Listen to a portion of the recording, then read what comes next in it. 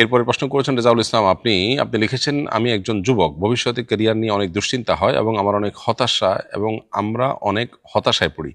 আমরা কিভাবে এই সমাধান পেতে পারি এবং আল্লাহর উপরে পূর্ণ আস্থা রাখতে পারি? একটু আগে একজন দর্শকের প্রশ্ন উত্তরে আমরা এ ধরনের একটা প্রশ্ন উত্তর দিয়েছিলাম।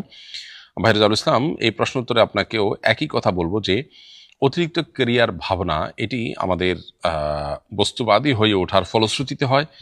আজকের পৃথিবীকে এমনভাবে ডিজাইন করা হয়েছে যে আমরা আসলে আমাদের ক্যারিয়ারই আমাদের জীবনের সব কিছুকে ঘিরে থাকে এবং আষ্টেপৃষ্ঠে আমাদেরকে বেঁধে ফেলে ক্যারিয়ার ভাবনাটাই। একজন ইমানদার যিনি বিশ্বাস করেন যে মৃত্যু যে কোনো মুহূর্তে আসতে পারে এবং অনন্তকালের যাত্রা আমার তার মধ্য দিয়ে শুরু হবে, অতএব দুনিয়াতে ক্যারিয়ার গড়ে তোলাটা আমার জীবনে সবচেয়ে বড় লক্ষ্য নয়। এটা একটা গুরুত্বপূর্ণ লক্ষ্য অবশ্যই, কিন্তু সবচেয়ে বড় লক্ষ্য নয়। বিধায় আমার সবচেয়ে বড় দুশ্চিন্তার বিষয় হলো যে আমার কোনো কাজ যদি আল্লাহ অসন্তুষ্ট হয়ে যান, আমার আখিরাত বরবাদ হওয়ার মতো কোনো কাজ ঘটে, সেটা হলো আমার সবচেয়ে দুশ্চিন্তার বিষয়।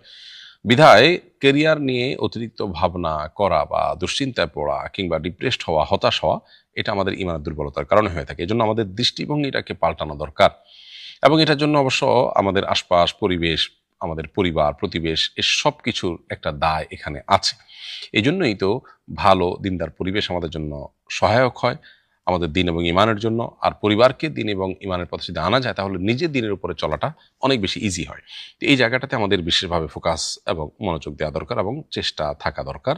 আল্লাহ রাব্বুল আলামিন আমাদেরকে সেই তৌফিক দান করুন। আমাদের দৃষ্টিভঙ্গিটাকে যদি আমরা পাল্টাতে পারি, তাহলে ইনশাআল্লাহ দুশ্চিন্তা দূর হবে। আর না হলে পৃথিবীর সমস্ত সম্পদের মালিক হয়েও মানুষের দুশ্চিন্তা দূর করা সম্ভব নয়।